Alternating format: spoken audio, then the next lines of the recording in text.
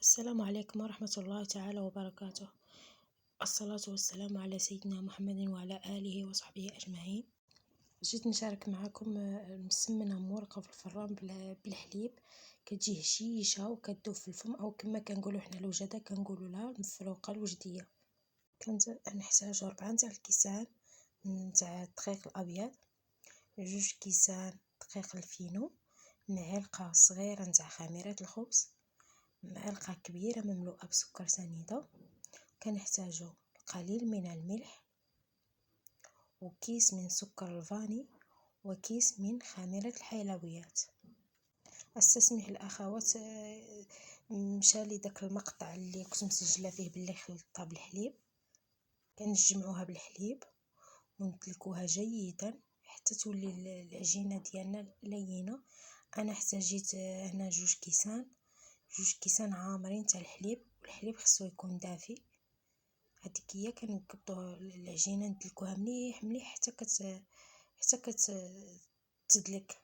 من بعد نديروها في كيس بلاستيكي، نخليوها 5 دقائق ترتاح. غادي دروكا نحضروا الخليط اللي غادي نورقوا فيه. كنحتاجوا 4 تاع المعالق كبار تاع الزبده و2 معالق سكر كلاصي. كنخلطوهم مليح مليح حتى يولي على شكل خليط. كنحتاجوا كاس زيت، وكنحتاجوا قوقاو مهرمش. بعد ما خلينا العجينه ترتاح 5 دقائق، كنقبضوها نقسموها الكويرات متساويه، يكونوا كاع الكويرات جايين قد نقبضوا شي طبسيل ولا شي صينيه، ولا كندهنوها في الزيت وكنبقاو نحطوا فيها دوك الكويرات حتى كنكملوا كاع ديك العجينه اللي عندنا. من بعد كندهنوهم من الفوق بالزيت ونغطيوهم بكيس بلاستيكي ونخليوهم حتى هما يرتاحوا واحد 5 دقائق.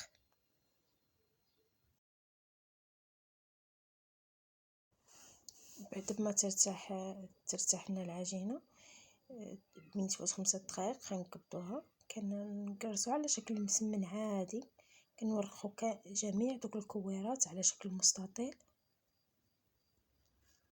ونستمروا بهذه الطريقه حتى نكملوا كاع ديك الكوريات اللي عندنا. غير كنورقوا العجينه.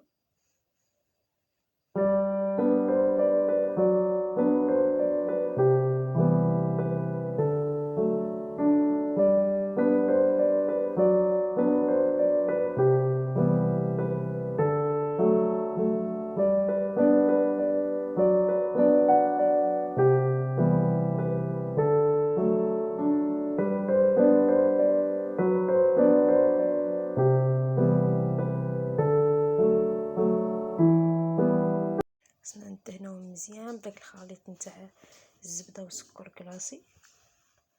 حنا مكملين بهذه الطريقه.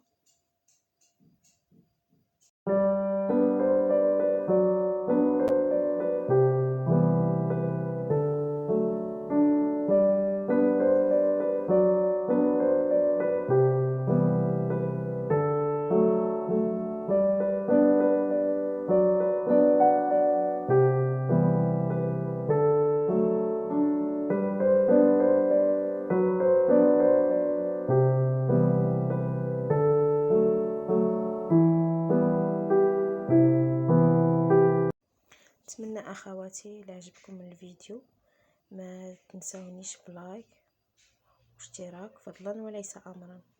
جزاكم الله خيرا.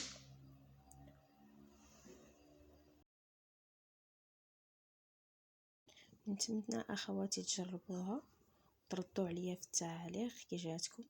كتجي هشيشه كتذوب في الفم وتجي واحد المذاق بحال الكرواسون، احسن من الكرواسون. من غادي تجربيها ديريها ما غادي تنساي كاع عليك كرواسون ولا تشريها.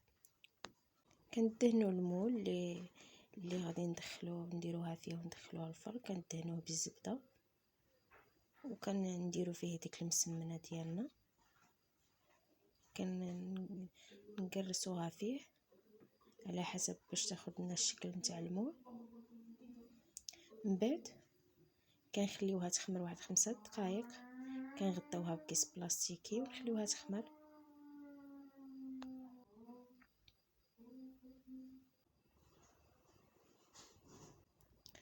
بعد ما تخمر كنكونوا شعلنا الفرن، شعلناه يسخن، كناخدو صفر بيضة مع الحليب وكندهنوا لها الوجه ديالها. من ندخلوها للفران خصنا نقصوا العافيه باش طب على خاطرها ما تجيناش لداخل معجنه، الا جهدنا النار داخل غادي تجينا معجنه. بعد ما طابت نخرجوها من الفران، كندهنوها بالكونفيتير ولا العسل ولا اللي كان عندنا. انا دهنتها بالكونفيتير، رشوها بالقوقاو مهرمش، اللي عنده الكوك رشها بالكوك باللوز ايفيلي اللي كان عندك.